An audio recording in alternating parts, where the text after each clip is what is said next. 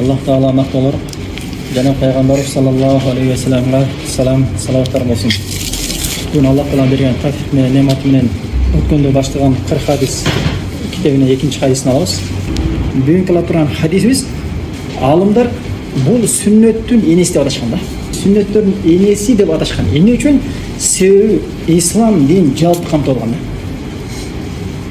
İslam'ın 5 устуну зикир кылынган, имандын 6 устуну зикир кылынган, жана ошондой эле ихсандын 2 даражасы, кыяматтын белгилери жана ошо менен кошко башка да адептер зикир кылган да. Хадисти баштайлы.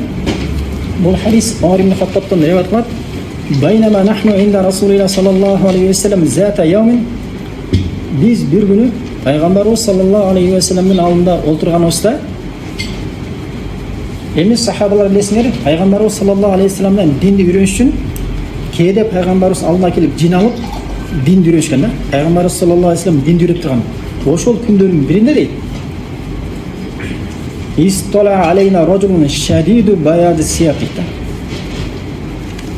Bizge appak kiyim kiyген bir kişi keldi. Al kişi kayaktan geldi. Hiç kim bilmedi. Bırak kандай kiyim menен geldi? Appak kiyim menен geldi. Bul жерден алымдар айтат, ошол жерде Жебрейил алейхиссаламдын апpak kiyim menен кийип келишинен biz musulman adamdın qanday awalda yürüşünü düşünüş kerekmiz deydi. Ошон үчүн Пайгамбарыбыз саллаллаху алейхи ва саллям дейт, өмүрүн карай турган болсоңор, эң жакшы аппак кийим кийип чыккан учурлар болгон дейт. Жана ошого үндөгөн дейт. Мисалы, Абдулла ибн Аббастан келген хадисте Пайгамбарыбыз саллаллаху алейхи ва саллям айтат: "Илбасу мин сиябикум ал-баят" дейт. Силер кийимиңердин арасынан ак түстүү кийимди кийгиле. Себеби кийимдин арасынан эң жакшысы мына ошол кийим дейт. Жана ошол кийим менен өлүмгө кетин дейт. Хадис Абу Давудда келет. Хадисте сахиhlешкен. Ошон үчүн эң жакшы кийим ак кийим болгондугу үчүн Жебрил алейхиссалам адамдын келбетинде аппак кийим менен келет. Бирок эч ким билбейт. Ал Жебрил алейхиссалам экен. Себеби билесиңер, Аллах Таала жиндерге ушундай бир кудурет берген. Алар кээде бир адамдарга бир жаныбарлардын келбетинде жана башканын түсүндө айланып көрүнө алат да. Дал ошондой эле Аллах Тааланын калоосу менен периштелер дагы Аллахтын уруксаты менен адамдарга ар кандай келбетте көрүнө алат экен да. Мисалы, Ибрахим алейхиссаламга периштелер коноктун келбетинде келди. Лут алейхиссаламга келди. Мариям энебизге дагы ага дагы адамдын келбетинде келген периште. Пайгамбарыбыз саллаллаху алейхи ва салламга Жебрил алейхиссалам вахийди алып келип турганда кээде бир араби деген бак чөлдө жашаган көчмөн элдер болот. Өздөрү араб, көчүп жашайт да, ошолду араби деп коет да. Ошол арабидин келбетинде келген кээде пайгамбарыбыз. Пайгамбарыбызга кээде Жебрил алейхиссалам. Кээде пайгамбарыбызга саллаллаху алейхи ва салламга Дихятул Калби деген сахаба болгон, сулуу, көркөм, сулуу бир сахаба болгон. Ошонун келбетинде келген Жебрил алейхиссалам. Пайгамбарыбыз саллаллаху алейхи ва саллям Жебрил алейхиссаламды эки эле учурда өзүнүн сүрөтүндө көргөн. Эки эле учурда. Башка учурларда Пайгамбарыбыз саллаллаху алейхи ва саллям ар кандай абалда келип турган да. Келип Пайгамбарыбызга вахийди берип турган да. Эң негизгиси периштелер кээде Аллахтын калоосу менен уруксаты менен адамдын келбетине айлана алат экен. Бирок кээде кээ айтып калышы мүмкүн, мен периштени көрдүм деп. Негизинен адам баласынын көзү периштени көрүүгө чамасы жетпейт экен. Себеби жиндер башка аламда жашайт, периштелер башка аламда жашагандыгын Аллах Таала бул аламдагы адамдарга тигил аламдагы периштелерди көрүүгө мүмкүнчүлүк күч бербеген экен да, көзгөчү. Ошон үчүн биз көрө албайбыз. Алар жүрөт, биз көрө албайбыз.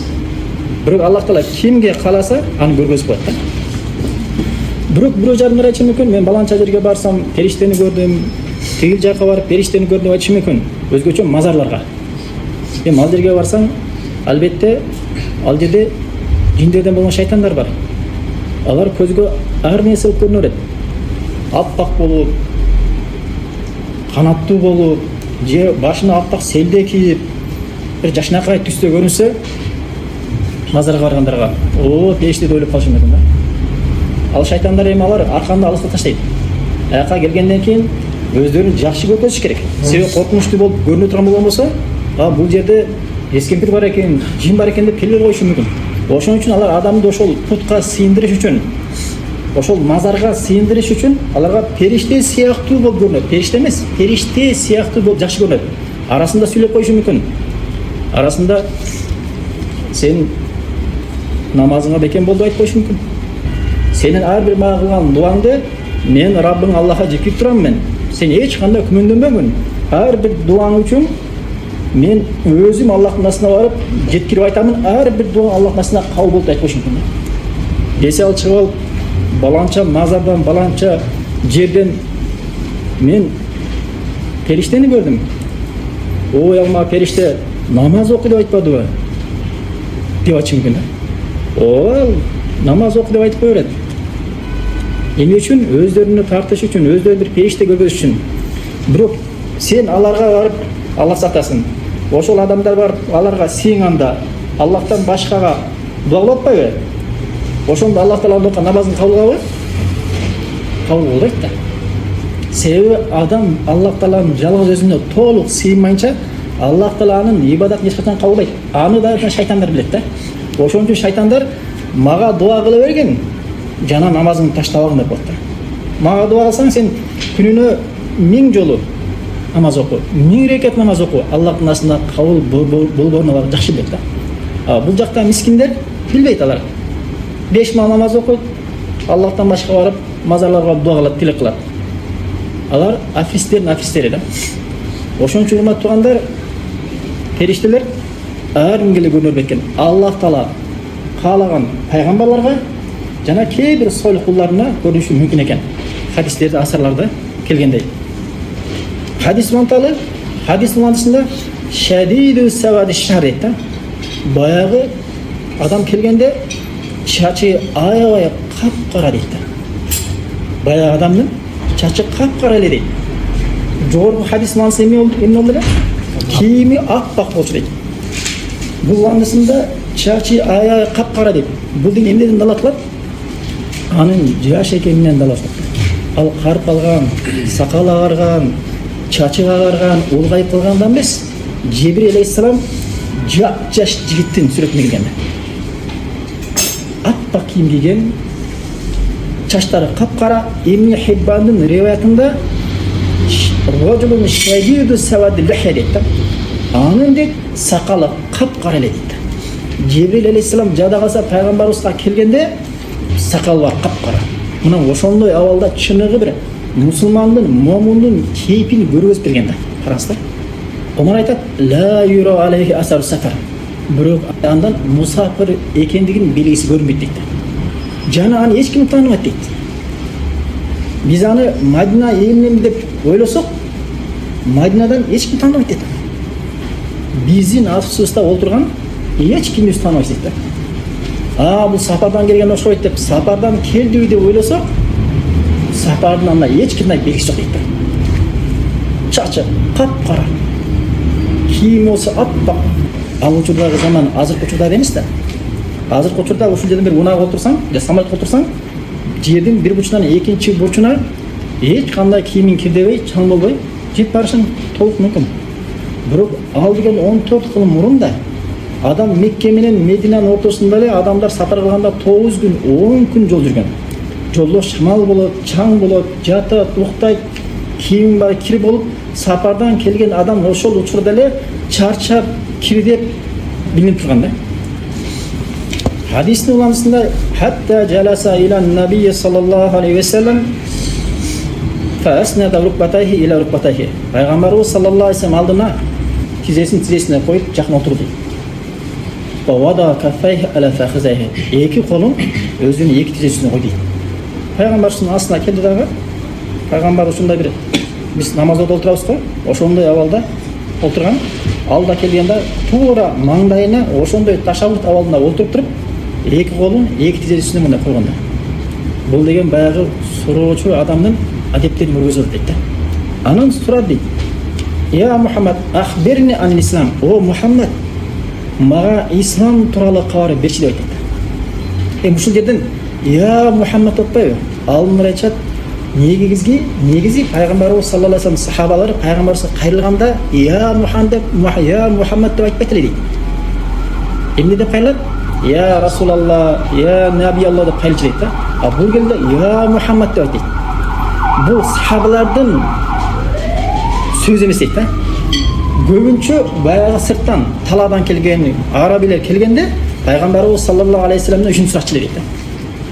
Я Мухаммад деп пайгамбарыбыздын атын айтып сурачу дейт. Тактап айтканда Жебрил алейхиссалам келип я Наби Алла, я Расулалла деп айтпай я Мухаммад деп айтышын өзү дейт. Жебрил алейхиссалам ошолордон деп ойлоп калыш үчүн ошолордун услугу менен, ошолордун жолу менен сураган да. Ошол сырт жактан келген арабилерден баягы көчмөн арабилерден окшойт деп ойлоп калыш үчүн мына ушинтип келген дейт. Анан сурады.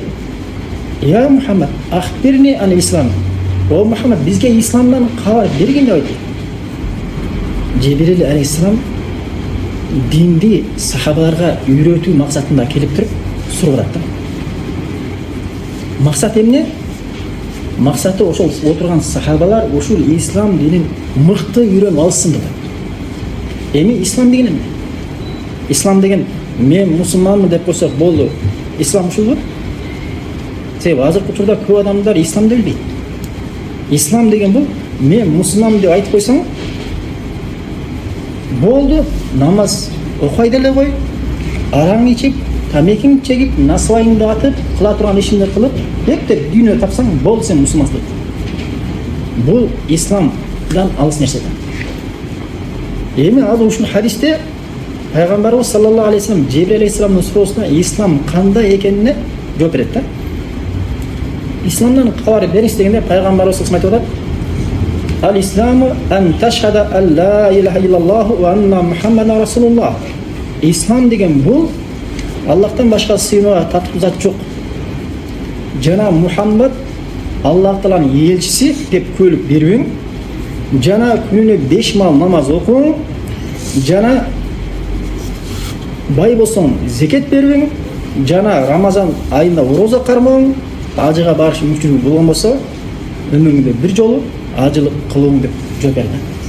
Ислам не дегенде ошо 5 исламдын устунун айтты пайгамбарыбыз. Эми биз мусулманчылык эмне дегенде эмне деп айтыш керек эмес? Мусулманчылык эмне дегенде кантип адам мусулман болот дегенде ушул 5 нерсеге адам амал жасаса, мына мусулман. Ушул жерде 5 устунун айтты пайгамбар. Эми 5 устунун бир-бирден айталы. Ла илаха иллаллах Мухаммаdur Расулullah экөө кошулуп бир устун болуп эсептелет да. Исламдын бир устуну. Аллахтан башка сыйынууга татык зат жок. Жана Мухаммад Аллахтын элчиси деп биринчи устунда айтты. Эми ушул жерде ла илаха келимеси жөн эле адамдар тил менен айтып кое турган бул зикир эмес бул. Бул келиме ушундай бир чоң келиме адамды башка динден исламга киргизе турган келиме да. Кимде ким өлүп берсе, тактап айтканда Аллахтан башка сыйынууга татык зат жок. Аллах Таала гана сыйынууга татык зат. Жана пайгамбарыбыз саллаллаху алейхи вассалам Аллах Тааланын кулу жана элчиси деп көйлүк берсе, бул ал ошол учурдан баштап мусулмандар менен эсептелет. Ошон үчүн бул келмени адам тили менен айтыш керек, жана ошонун маанисин жүрөгү менен ишениш керек да. Мааниси эмне? Аллахтан башка сыйынууга татык зат жок дедиби? Мааниде. Тактап айтканда келмени айткан адам болду, буга чейин башка бир нерселерге сыйынып жүргөн болгон болсо, ага нерселерге ошол келме айткандан баштап Аллахтан башка сыйынууга татык зат жок, жалгыз гана сыйынууга татык зат ал Аллах деп ыйман келиш керек. Жана ага чейин пайгамбарыбыз саллаллаху алейхи вассаламды пайгамбар деп эсептеп жүргөн болгон болсо, ошол келмени айткандан баштап пайгамбарыбыз саллаллаху алейхи вассалам Мухаммад деп ыйман кетиш керек. Эми бул келмени айтууда көп адамдар келмени эртең менен айтат дагы кайта күчтө бир мазарга зиярат кылып берет. Келмени маанисин тастаң болобу? Айт, келмени тил менен айтыш керек. Маанисин жүрөк менен тасташ керек. Үчүнчүсү, келме талап кылган нерсени дене мүчөсү менен иш жүзүн көргөзүш керек экен да. Иш жүзүн көргөзөт. Аллахтан башка сыйынып аткан мазарлардан алыс болуш керек.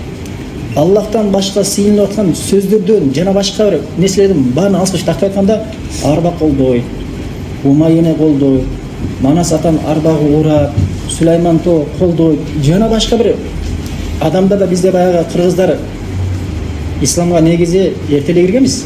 Бизге ислам эртеле жеткен. бирок ар кандай бир агымдар, тайпалар бизге келип башка диндерден болушу мүмкүн же исламдан, бирок илими жоктугунан Аллахка сыйнат, ошо менен кошо ар кандай нерсеге сыйынып кеткен агымдар бизде көп болгон да. Шаманизмдер болгон, отко сыйынгандар болгон, асманга сыйынгандар болгон, кабырга сыйынгандар болгон, ырымчылар болгон, өзмөнчө жана башка толуктуу бир тайпалар болгон да. Ошол нерсе бизде калып азыркыга чейин ошол нерседен биз кутула албай жүрөбүз да. Азыркыга чейин мен мусулманмын деген адамдардын арбак кылдык деп айткан боласың да. Качан көрдүң эле сен пайгамбарыбыз саллаллаху алейхи вассалам арбак колдойт деп айткан?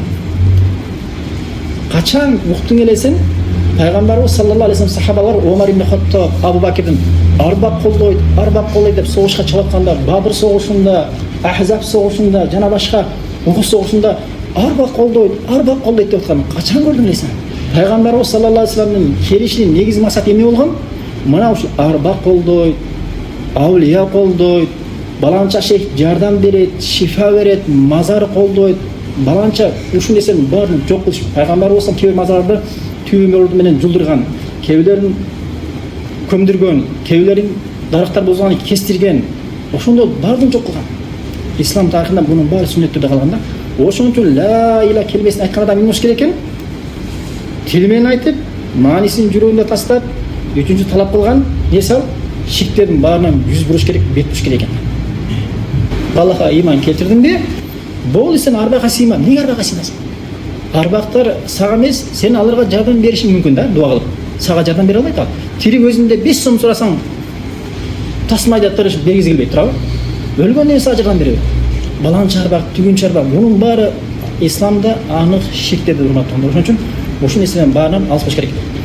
Бул рукунду, бул айтуу жөн гана тил менен эмес, бунун шарттары бар. Биринчи, бунун 7 шарты бар. Биринчиси буну маанисин билүү керек. Маанисин билиш керек. Маанисин билбей айтсаң пайда бербейт. Экинчиси буну толук ишери менен айтыш керек. Келменчи. Ал эми күмөндөн соң бул да Аллах Таала чындап эле жалгызбы? Же баягы мазарга да сыйынса болобу деп күмөндөн соң анда бул келме пайда бербейт. Үчүнчүсү ыхлас менен айтыш керек. Бирөө көрсүн үчүн ушу мени бирөөлөр мусулман деп ойлоп калсын деген максатта айтсаң, анда бул келме да пайда бербейт. Чын ыхласын айтышың керек. Төртүнчүсү чынчыл болушуң керек. Ойноп же жалгандан айтпашың керек да. Чын жүрөктөн айтышың керек. Аллах үчүн. Бешинчиси ушул келмени сен жакшы көрүшүң керек. Жек көрүп айтпашың керек. Ушул келмени сүйүп, жана келме талап кылган намазды, орозону сүйүп айтышың керек. Жана алтынчысы ушул келмеге мойын сунушуң керек да. Жетинчиси келме эмнени сага берсе, ошону кабыл алышың керек, таштабашың керек да. Тактап атканда келмени айткандан кийин артында эмне турат? Намаз турат. Сен мусулман болдуңбу? Болду. Аллаху акбар. Сен дароо намаз окуш керек. Дароо намаз окуш керек. Ошон үчүн мына ушул 7 шарт менен айтчу. Ал эми 7 шарт болбосо, анын келмеси пайда бербейт экен. Экинчи устун исламдан. Экинчи устун намаз. Намаз. Пайгамбарыбыз саллаллаху алейхи вассалам айтат, күнүнө 5 мал намаз окуң дейт да. Эми карагыла, бирөө келме айтат. Ашхаду алла илаха иллаллах деп келме айтат дагы, бирок намаз окубаса, ошол чыныгы мусулманбы? Кезинде Пайгамбарыбыз саллаллаху алейхи вассаламга вахий келди. Вахий келгенде дароо эле вахий дагы, баягы келме дагы, намаз дагы бир учурда парыз болбогон мусулмандарга. Бара билесиңер, а? Биринчи Аллах Тааланы ибадатта жалгыздагыла деди. Ушул ширктердин баарын таштагыла деди. Кабанын терегинде 360 андан да көп путар болгон. Арбак колдойт, аулия колдойт, жана башка нерсенин баары болгон. Пайгамбарыбыз саллаллаху алейхи вассалам 10 жыл бою эч кандай намазсыз 10 жыл бою адамдарды тавхидке, Аллах Тааланы жалгыз өзүнө сыйынууга чакырды. Намаз жок. Пайгамбар болду, пайгамбар болгондон баштап ар күнгө барып алып ла илаха иллаллах келмесин айткын деди. Сен арабтар түшүнөт эле да. Аллахтан башка сыйынууга таптуу зат жок деп түшүндү. Мен аш келмени айтсам, мен могу путтардын баарынан баш тартышка туура келет эле деп түшүндү эле да. Ошон үчүн кээ бирлери чын ыхласын айтышкан, а кээ бирлери айтпаган. Себеби мен айтсам баягы путтардан качышка туура келет. А путтардан качсам баягы досторума айрылып калам деп айтышкан эмес. А бирок сен көчөгө чыгып келмени айтсаң, ар бир адам айтат, мааниси түшүнбөгөндө эртең барып кайта бир досу келип мазарга кетип, ошондо эле келип кетпесе кете берет. Сен билбейт ал. Жок, мен субханалла. Мен ал жакка барбаймын. Мен келмей айткам мусулманмын мен. Исламда бул деген чоң кечирбес күнөө деп айткандар өтө аз да. Эң негизи урматтуу туугандар, сахабалар пайгамбарыбыз менен кошо 10 жыл исламга чакырышкан. Эмнеге чакырткан? Бир гана Аллах Тааланын жалгыз өзүнө ибадат кылууга. 10-жылы тарыхтын башка китептерине келет. 11-жылы намаз парыз болду да. Намаз парыз болгон 10 жыл же 11,5 жылдан кийин намаз парыз болгондо сахабалар мен намаз окуп эле турайынчы. Иштер майы көбөйүп кетти. Кол бош эле деп айттыбы? Азыркы учурда ошондой дейт го, жок анткен жок. Дароо эле намаз парыз болгондо жалпысынан бар намаз окушам да. Бирөө дагы менин колум бошой атат,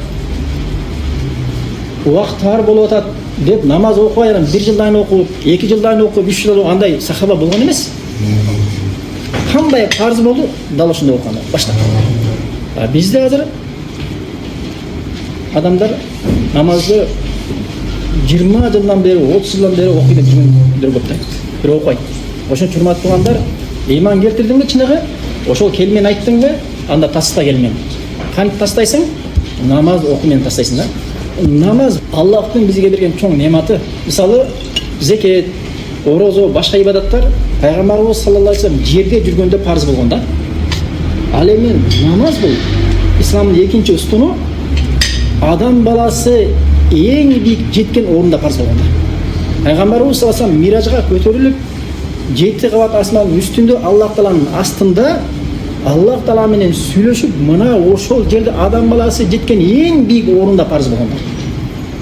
Ошол жерде Аллах Таала башында 50 мал намазды парыз кылып, пайгамбарыбыз саллаллаху алейхи вассалам кийин үммөтү чыдай албарын билип, кайта барып суранып отуруп, 40, 30, 20 суранып отуруп, акыры эң аягында 5 малга түшкөн да.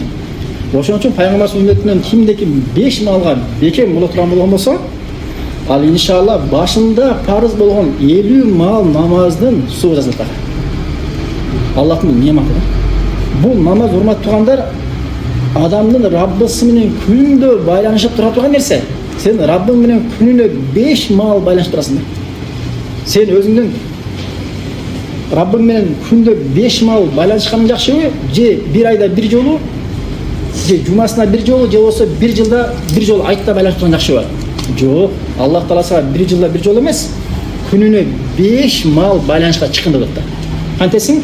Аллах Таалага сажда кыласың, руку кыласың, өзүңдүн чыныгы Раббыңдын кулуң экенин моюндайсың. Аллахым, сен мени жараткансың, мен сенин кулуңмун, мен сага моюн сунам деген сөз да. Бул мусулмандын сулуулугу. Сен өзүңдүн көркүңдү ушул намаз менен көрсөтөсүң. Намаз мусулмандын тазалыгы. Жада калса алымдар айтышат, бул намаз мусулман менен мусулман эмести ажыратып турган эң чоң белги дейт да. Себеби пайгамбарыбыз хадисте мусулман менен мусулман эместин арасын айырмалап бөлүп тура турган нерсе бул эмне деген? Намаз дейт. Ошон үчүн бир адамды намаз окуса, мына ушул мусулман экен деп билесиң. Бир экинчи устуну. Үчүнчү устуну хадисте зекет берилди. Мусулмандар зекетте беришет. Кимде-ким бай болгон болсо зекет бериш керек экен да. Өзүнүн убасынан кечиктирбеш керек. Кечиктирсе ал күнөөкөр болот да. Зекет жалпысынан 4 нерседен берилет. Биринчиси малдардан берилет. Төөдөн, ойдан, койдон. Экинчи түрү эгиндерден, жерден алган арпа, будай, фасол жана башка нерселер. Үчүнчүсү алтындан, күмүштөн жана акчадан. Төртүнчүсү бизнеске салган акча. Магазиниң бары, үй алып сатасың, уна алып сатасың. Кыскасы кайсыл гана кандай гана бизнес болбосун акча салдыңбы, ошол акчадан 40тан бирин зекет беришиң керек экен да. Зекеттин эки шарты бар. Биринчиси 85 грамм алтынга же 595 грамм күмүштүн суммасына жетиш керек. Азыркы күн мененчи. Экинчиси ошол акча 1 жыл боло айланса, болду сен ошодон 40тан бирин зекет беришиң керек. Ал эми бербесең, бул сен күнөөкөр болосуң. Экинчиден Аллах Таала ошол берекени алып коет да. Күндөрдө банкрот болуп, ошол акчаңан жөнү дайын кыласың да. Ошол үчүн туугандар, зекетти өзүнүн учурунда ыйман келтирген адам бериш керек экен. Зекет кимге бериш керек? 8 түрлүү адамга. Ал иншаллах Куранда бар. 4-чү устуну. Ва тасума Рамадан. Рамазан айында орозо кармаң дейт. Рамазан айында жылына 30 күн. Таң киргенден баштап күн батканча сусундуктан, тамактан жана өзүңдүн жубайыңа жакындоодон тыйыласың дагы. Алла үчүн ороз тутасың. Аллах акбар. Аллах сен үчүн сыйлыгын дайындап турат. Буну өзүм беремин дейт да.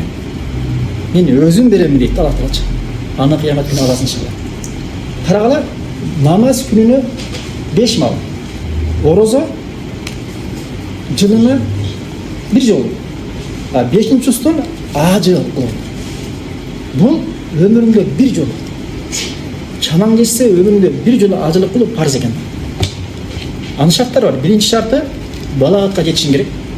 Экинчи шарты сенин мүмкүнчүлүгүң болуш керек. Акча жагынан, анан ден соолук жагынан. Акчаң болуп, ден соолук болбосо күнөөкөр болбойсуң. Ажылык сага парыз эмес. Же болсо ден соолук болуп, акчаң болбосо, анда да сага парыз эмес да. Балагатка жетишиң керек, акчаң болушуң керек, баркылыгыңга муктаж болбой. Жана ден соолук болуш керек. Азыр учурда самолетко олтуруп, аман эсен кыйналбай, баркылыгыңга ден соолук болсо, бул эркек адам үчүн. Ушул 2 нерсе эркек үчүн. Аялдар үчүн махрам болуш керек. Аялдардын ушул балагатка жеткен, акчасы бар, ден соолугу бар, махрам жокпу? Вачип эмес да. Парыз эмес. Аялга мына ушул 4-чү парыз дагы бар да. Ошон үчүн бирөө жагым аялдар үмүттеш керек. Мен махрам жок, субханалла, ертең кетип калсам бия, такыбалык кылып ушул жерде бир парыз кылып алайын эме, парызды өтүп алайын. Жок. Шариат ушул нерсени койгон. Сен акчаң бар, ден соолугуң бар, бирок махрамың жокпу? Сага вачип эмесиң да. Мына ушул 5 нерсе исламдын парызына экен. Келме айтуу, 5 мал намаз окуу, орозо тутуу, зекет берүү, өмүрүңдө 1 жолу ажылык кылуу, мына ушул ислам экен. Ушул ислам экен. Мусулман адамда ушул 5 нерсе болсо, мына ошол чын мусулман экен. Албетте зекетти ар ким эле бере бербейт. Мүмкүнчүлүгү болгон адам ажылыкты ар ким кыла албашы мүмкүн. Бирок келиме жана намаз ар бир мусулманга өлгөнгө чейин жаны денесинен чыкканга чейин бул милдет экен. Ал эми орозондо бирөө жарым бар, ден соолугу болбогондугу үчүн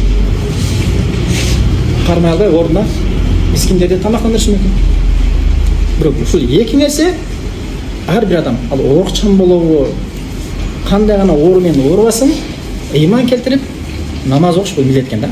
Куран Таала ушинтип айтканда, Пайгамбарыбыз саллаллаху алейхи вассалам исламдан кабар бергенде, баягы адам эмне деди?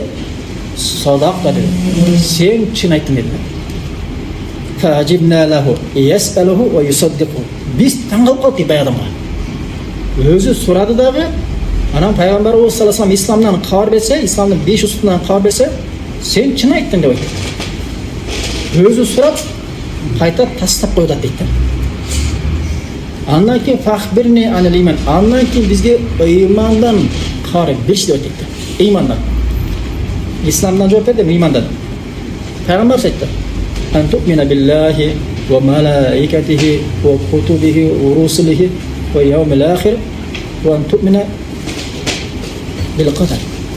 Пайгамбарыбыз саллаллаху алейхи вассалам Аллах Таалага иман келтирүүн, пайгамбарына иман келтирүүн, китептерине иман келтирүүн, периштелерине иман келтирүүн, ахирет күнүнө иман келтирүүн, жакшылык жамандык тагдыр менен болоруна иман келтирүүн деп ушул ал имандын 6 устунун айтты.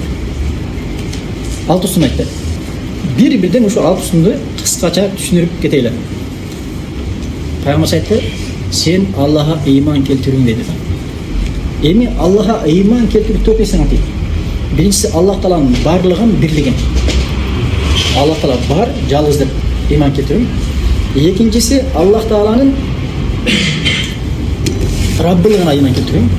Üçüncüsü Allah Teala'nın isim sıfatlarına iman keltiriyorum. Üçüncüsü Allah'ın isim sıfatları, Allah Teala'nın көркем ысымдары жана эч кандай кемчиликсиз болгон сыпаттар бар экенине иман келтирем. Ал эми төртүнчүсү Аллах Таала сенууга татыктуу зат деп иман этишиң керек. Ушул үчөөнө иман келтирип бирөөнө иман келтире койсоң, мисалы Аллах Таала жаратуучу, рызкы берүүчү, өлтүрүүчү, тирилтүүчү деп Раббына иман келтирдиң. Аллах Таала көркөм ысымдары бар. Рахман, Рахим деп ысымдарына иман келтирдиң. Сыпаттарына иман келтирдиң. Аллах Тааланын бар экенине иман келтирдиң. Бирок Аллах Тааланы жалгыз өзүнө сыйынууга келгенде, жок мен кээде баягы мазарга барып турам зиярат кылып. Ошол жерде бир олия бар, ошол олияга дуа кылам. Ал олия эме жөнөкөй эмес. Мен ошону тажрыйбадан көрдүм. Ошол дуа кылам десең, иман келтирген болосуңбу? Ширк кылган болосуң. Себеби сен Аллах Тааланын жалгыз ибадатта Аллах Тааланын жалгыздоо улугиясына иман келтиришиң керек. Намаз болобу, орозо болобу, зекет болобу, садака болобу, курбанчылык болобу, кандай ибадат түрү болбосун, бүттү ким үчүн армаш керек? Алла үчүн армаш керек. Андан кийин периштелерине иман келтирүү. Пайгамбар о малаикатиге деп, периштелерине иман келтирүүң деди. Бул имандан деди. Периштелерине иман келтирүү төрт эсең атылды. Периштелердин ысымдары, аттары. Мисалы Жибрил алейхиссалам, Микаил алейхиссалам, İsrail aleyhisselam, Malakul Maut bilgen аттар да. Bu birincisi. İkincisi periştelerden amallarına iman getirdim. Жасаған амалдары. Мысалы Cebrail aleyhisselam periştenin işi peygamberlere vahiy жеткирүү. İsrafildeki su үйлөө. Mekaildeki шамалдарды, булуттарды бул жака, тиги жака айдоо. Андан башка да периштелер көп. Адамды коргоп жүрөтөн периштелер бар. Адамдын амал китебин жазган периштелер бар. Адамды ушундай халакада жиналганда, элим халакасында үйлүп Аллах насына чейин көтөрүп бара турган периштелер бар. Кабырда сурай турган периштелер бар. Аллах акбар, периштелер көп. Аллахтын жумуштары Аллах Таала жүктөп койгон, ошол ишине алек болуп жүрөт да. Үчүнчүсү периштенин сифаттарына иман келтириш керек. Алар нурдан жаратылган. Алардын канаттары бар. Мисалы пайгамбарыбыз саллаллаху алейхи вассалам Жебрил алейхиссаламды көргөндө 600 канаты бар экен көргөн да. Канатын жайганда асманды толугу менен жапканда. Андан башка кичинекей периштелер бар, орто периштелер бар, аршты көтөрүп турган периштелер бар. Саждада жаралгандан баштап саждада жаткан периштелер бар Аллахтан улуктап. Кыямат күнү башын көтөр дегенде бир көтөрүп Аллахты көрүп алып, "Я Раббым, сен ушунчалык улуксуң ба? Чындыгында биз сага татыктуу ибадат албай калдык" деп жаратылгандан баштап саждада жаткан периште Аллах Тааланы көргөндө ушундай бир ибадат кыла албай кылган, жасаган ибадат Аллах Таалага татыктуу эмес экенин көрүп өкүнүп. Биз спокойно намаз арасында 1-2 минутта намаз бүтүрөсүң дагы Аллах жаннат эшиги сен үчүн ачыкта жүрөсүң. Бул биз Аллах Тааланы тааныбандыкта. Таныгандар мына өзүнүн кандай ибадат кылганын көрүп атат да. Төртүнчүсү периштелер сандарына. Сандар көп. Байтул Мамуда бир күндө 70 периште келет. Кайта кыямат күнү келгенче аны эч бири ошол Байтул Мамурга айлануу үчүн кайта кайтпайт да. Бул деген периштелер сандар аябай көп экен. Кыскасы ушу төрт нерсеге иман келтирүү. Андан кийин китептерине иман келтирүү. Аллах Таала пайгамбарларга келип жүргөн да. Бул нерсе үч нерсени камтыйт. Биринчиси Аллах Таала кайсы пайгамбарга кандай келип жүргөн болмосо, ошол китептерине иман келтирүү.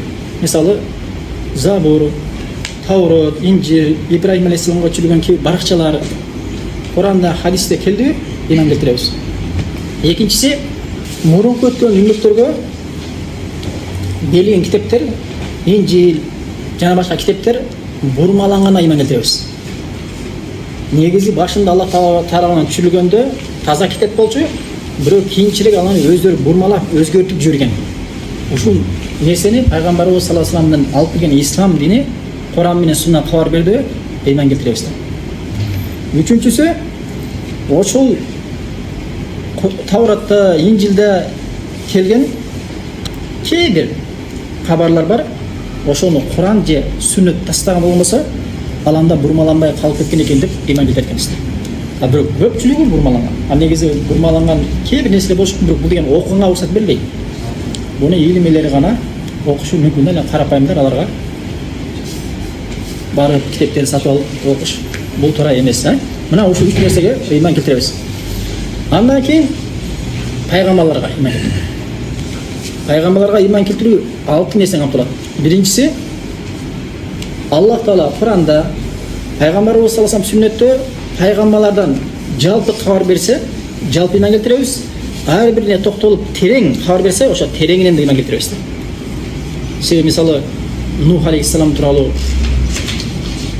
Ибрахим алейхиссалам тууралуу кабар берген, тереңинен. Ибрахим алейхиссалам путтарды сындырганы, Нух алейхиссалам кому кабыл албаганда кеме жасап топон суу менен утулганы, Ибрахим алейхиссалам путту сындырганы, Муса алейхиссалам деңизди качканда деңизди Аллах Таала бөлгөнү, Лут алейхиссаламдын кыссалары, Хут алейхиссалам кыссалары, жалпысынан Куранда Аллах Таала кайсы пайгамбарды үстүртөн эскерсе, үстүртөн терең зикир кылган болсо, тереңине ыйман келтирет экенбиз. Экинчиси, Куран менен Суннада Аллах Таала алгач өткөн пайгамбарлардан эмнени кабар берсе, ага ыйман келтиребиз. Экинчиси болду. Үчүнчүсү, пайгамбарларды эң жакшы адамдар деп ыйман келтирет экенбиз. Адамдардын эң жакшы пайгамбарларда өз арасында бири-биринен жакшы болуп артык болуп кете берет да. Мисалы, пайгамбарлар арасынан эң жакшы ким? Ибрахим алейхиссалам менен пайгамбарыбыз саллаллаху алейхи вассалам. Ибрахим алейхиссалам менен пайгамбарыбыз саллаллаху алейхи вассалам экөө кимис жакшы дегенде? Пайгамбарыбыз саллаллаху алейхи вассалам жакшы. Жалпысынан пайгамбарлар адамдардан жакшы, бирок бири-биринин арасынан жакшы болуп кете берет. Төртүнчүсү, аларды урматтоо, сыйлоо, аларга сөз тийгизбөө. Кимде ким пайгамбарды сөксө, жага ыйман келтирбесе, жок деп. Ал анда мусулмандардан эмес да. Мисалы, бирөө жарым Исага ыйман келтирбеди, же Мусага ыйман келтирбеди. Мусулманбы? Мусулман эмес. Себеби Аллах Таалага ыйман келтирген адам ада ыйман келтиришке туура келет. Эмне үчүн? Себеби Аллах Таала Куранда кабар берип атат. Иса мен жиберген пайгамбар дейт. Муса мен жиберген пайгамбар деп Аллах Таала кабар берип аткандан кийин сага милдет ыйман келтириш. Ал эми кайтардыңбы? Сен Аллах Тааланын бир нерсесин кайтарганың үчүн момун болуп эсептелесиң. Бешинчиси, ал пайгамбарлар Аллах тарабынан эмне нерсе берилсе, ошону эч кандай кыянат кылбай, толугу менен жеткирүү ыйман келтириш керек да. Ал эми бирөө жарым пайгамбар динге толук жеткирген жок деп күмөн санаса, анда мусулмандардан болуп эсептелет да. Пайгамбарлар эч качан Аллах тарабынан берген динге кыянатты кылышкан эмес да. Алтынчысы, пайгамбарыбыз саллаллаху алейхи вассаламга ээрчүү. Жана алгачкы өткөн пайгамбарлардын диндери мансух болду, өкүм өчтү. Ошон үчүн ислам динине карманып, пайгамбарыбыздын өзүнө ээрчүүнү ыйман келтирүү, мына ушул пайгамбарларга ыйман келтирүүлөрдөн болуп саналат ушул 6 нерсе. Андан кийин пайгамбарыбыз саллаллаху алейхи вассалам 5-устуну зикир кылды. Ва яумил ахир. Ахирет күнүнө ыйман келтирүү дейт да. Ахирет күнүнө ыйман келтирүү 4 нерсени камтылат. Биринчиси, кабырда азап бар экенине, рахат бар экенине ыйман келтирүү. Билесиңер, эртең адам баласы өлгөндөн кийин кабырга барабыз, кабырда рахат же азап бар. Кабырда адамды кысуу бар, же жери кеңеюү бар. Кабырда нур бар, жаркырап турган, же болбосо капкараңгы болгон зулумдук бар, азап бар да. Ошого ыйман келтирүү керек. Экинчиси, эртең адам баласы Исраил алейхиссалам сур үйлөгөндө бардыгы тирилерине ыйман келтирүү. Өлгөндөн кийин кайта тирилерине ыйман келтирүү, бул ахиретке ыйман келтирүүгө кирет да. Үчүнчүсү, адамдар тирилгенде эртең эч кандай кийими жок, жылаңач, жылаңайлак жада калса, ал биз жаш кезекте балдарды отургузабыз дагы этин ыргытып беребиз. Аллах алам ал эти качан чирип кеткен. Бирок кыямат күнү сен кандай төөлсөң, ошол мойдон келет экенсиң да. Аллахтын астына. Бул Аллах Тааланын ушунчалык кудрети чоң экенин кабар берет. Төртүнчүсү, эртең кыямат күнү боло турган бардык абалдарга ыйман келтирүү.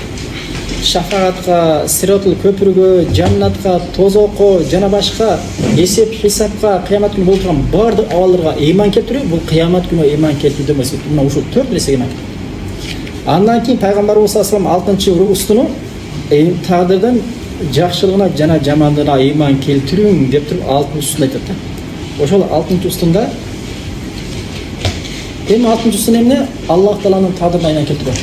Бул аламда Аллах Таала аламды жаратканда жөн эле жаратып койбогон. Ар бир инсандын, ар бир махлуктун тагдырын жазып койгон. Азыр биз эмнени кылбайлы? Бар тагдыр жазылган. Бүттү тагдыр менен. Ушул күнү, ушул саатта, ушул жерде халакада жыйналып отурабыз дегенди билдиңер беле?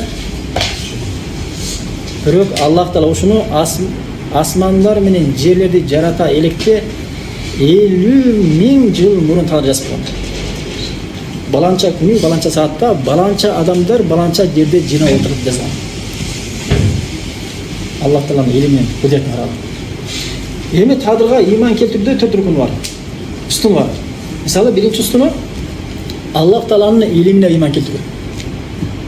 Аллах Таала бар нерсени билет. Аллах Таала болгон нерсени билет. Болуп аткан нерсени билет. Жана боло элек нерсе качан болорун билет. А болбогон нерсе болсо кандай болоруна чейин билет. Аятта келет го. Тозоктон Аллахым бизди дүйнөгө кайтарчы, дүйнөгө кайтарсаң биз кайта таштап келген, калтырып келген солих амалды ушунда бир жакшы кылып келели деп Аллахка кайлашат да. Бирок Аллах Таала Куранда дейт, эгер аларды кайтарсаң дейт, кайта ушул абалда элек дейт. Аллах Таала боло элек нерсе эгер болсо кандай болоруна чейин дейт. Кыямат күнү келген ыймансыздар айткан сөзүн Аллах Таала жооп берип атат. Буларды кайта жиберсең дүйнөгө, кайта кандай келсе ошондой болот дейт. Аллах Таала болгон нерсени, болуп аткан нерсени, боло элек нерсени, болбогон нерсе эгер болсо кандай болоруна чейин Аллах Тааланын илими чексиз да. Жалбырак качан түшөрүн кайерге түшөрүн дейт. Ар бир жалбырак, асмандан түшкөн ар бир тамчы жамгыр качан түшсө, качан жана кайсы жерге түшөрүн чейин атат дейт. Бүттүк нерсе Аллах Тааланын илиминен тышта эмес. Экинчи рукуну жазуусу. Аллах Таала ар бирин жазып койгон. Жана айттым го мен. Аллах Таала ар бир адамдын тагдырын асмандар менен жерлерди жарата электе 50.000 жыл мурун жазып койгон. Эми тагдырды жазылуу бул алымдар 3кө бөлөт. 3 абал бар. Биринчи жалпы жазуу дейт. Жалпы асмандар менен жерлерди жарата электе Аллах Таала тагдыр жазып койгон. Экинчи тагдыр бул адам баласы дүйнөгө келгенде ал бактылуу болобу, бактысыз болобу, рызкысы кандай, ушунун баардыгы качан жазат экен? Адам энесинин ичинде 4 айга толгон жазат экен. Экинчи тагдыр. Үчүнчү тагдыр жылдык тагдыр. Бул кадыр түн кечеси. Ошол күнү адамдын жылдык тагдыры жазат экен. Ушул жылды кийинки жылга чейин эмне амалдар жасайт, кандай ийгиликтерге жетишет, кандай жамандыктарга кабылат, кандай оорулардан ооруйт, кандай ага нематтар, рызыклар келет. Ал кадыр түнү кечеси жазат экен. Ошон үчүн жалпы тагдыр жана өмүрлүк тагдыр жана жылдык тагдыр. Кээ бир алымдар күнүлүк тагдыр бар деп айтышканда. Ошо осемүнө дайыф дейт. Эң негизгиси Аллах Тааланын тагдырды жазуусуна ыйман келтирүү. Үчүнчүсү бул аламда кандай нерсе болбосун, тагдырдын үркүндөрүнөн кандай нерсе болбосун, Аллахтын каалоосу менен болоруна ыйман келтирүү. Эмне гана нерсе болбосун, Аллах кааласа болуп, кааласа болбойт экен да.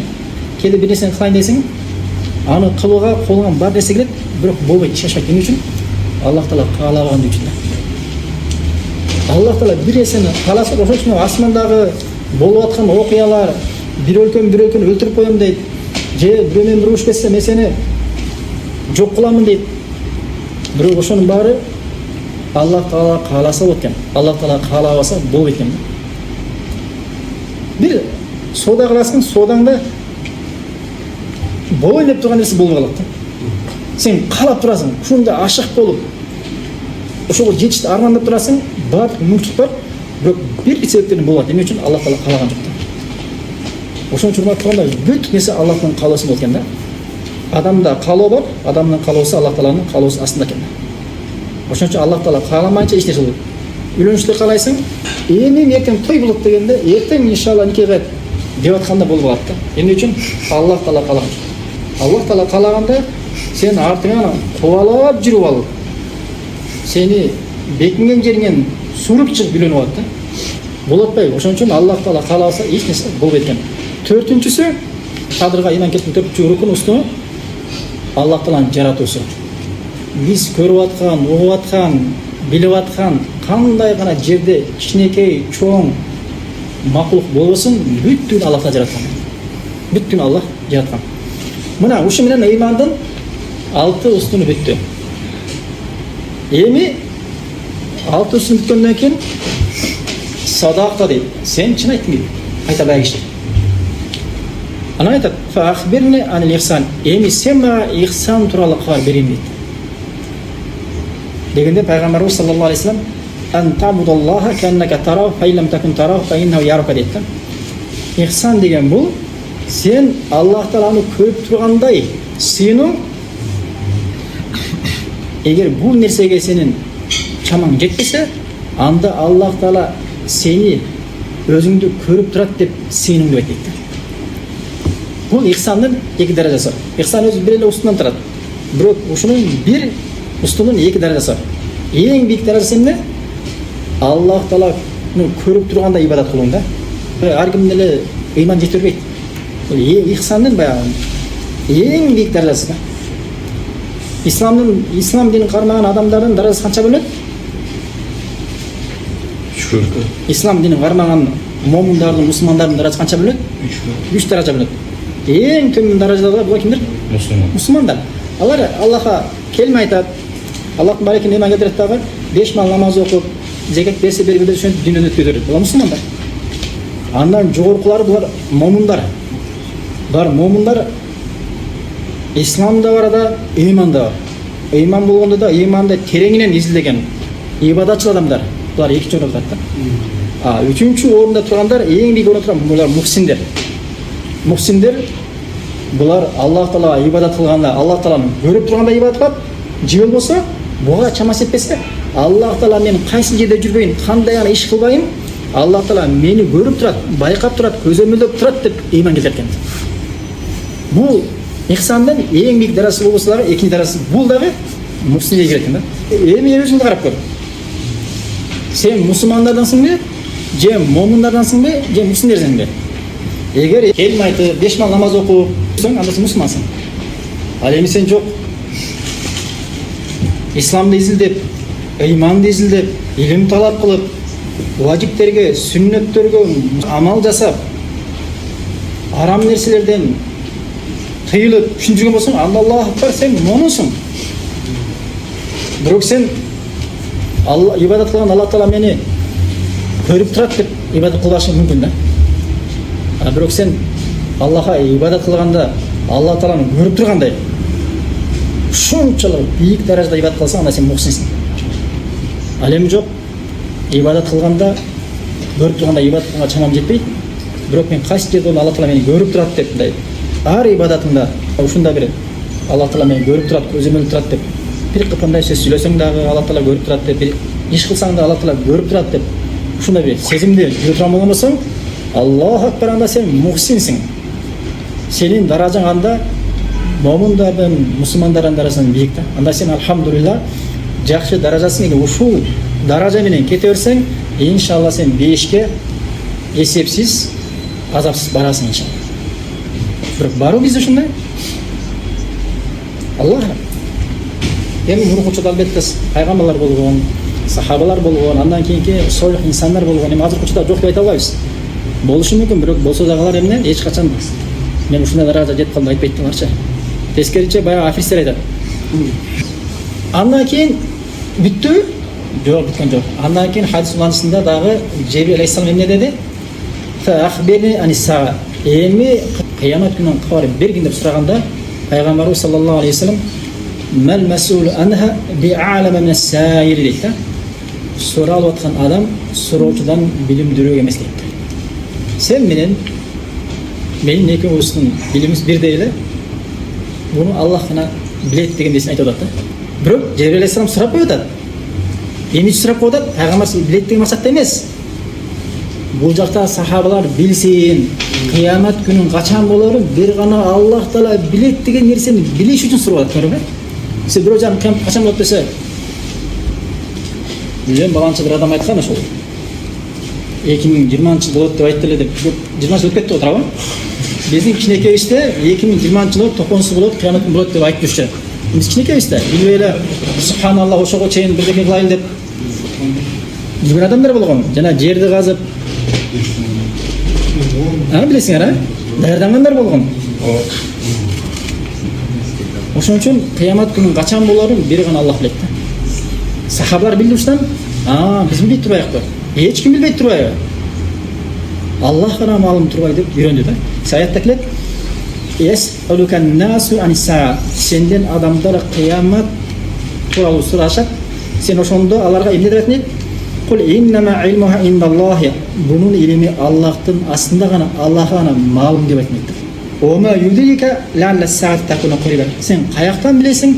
Балким кыямат күнү жакындап калган чаар. Ошон үчүн биз билбейбиз. Кыямат күнү жакынбы, алыспы? Бирок кыямат экиге бөлөт, чоң кыямат бар, жалпы кыямат бул. Анан жеке ар бир адамдын, инсандын кыяматы, ал өлүм. Балким кыямат бизден алыс чыгат. Ар бир инсандын кыяматы бул өтө жакын. Азыр бул жерден чыгып кетип баратып, Аллах сактасын, тепиштен бутайып кетип, каза болуп калышы мүмкүн. Аллах сактасын. Аллах Таала баарыбыздын өмүрүбүзгө берекесин берсин, өзүнө ибадат кылууда өмүрүбүздү узун кылсын. Бирок дегенен билбейбиз да. Пайгамбарыбыз саллаллаху алейхи ва саллям эң негизи сен менен менин илим бул нерседе бирдей эле, бул бир гана Аллах таанык деди. Анан ошо менен токтоп калдыбы? Жок, токтогон жок. Фа ахбирни ан намаратиха. Эгер кыямат күнүн качан болорун билбесең, анда кыямат күнүн белгилеринен кабар бергин деди. Белгилеринен.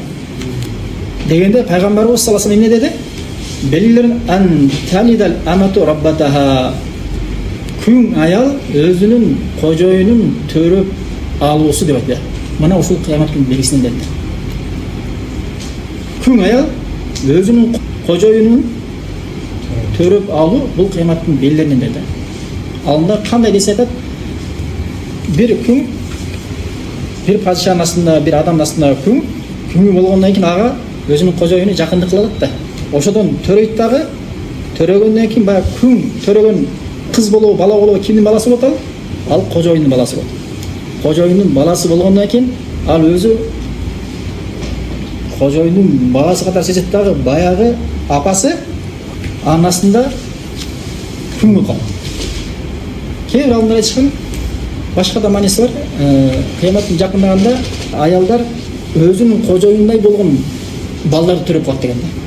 Таңтап айтканда балдары тилин албай, кожоюну күңүн сабаган сыяктуу сабап, урган сыяктуу уруп, жумшаган сыяктуу жумшап, буйрук берген сыяктуу буйрук берген балдарды төрөп калуусу деп айткан.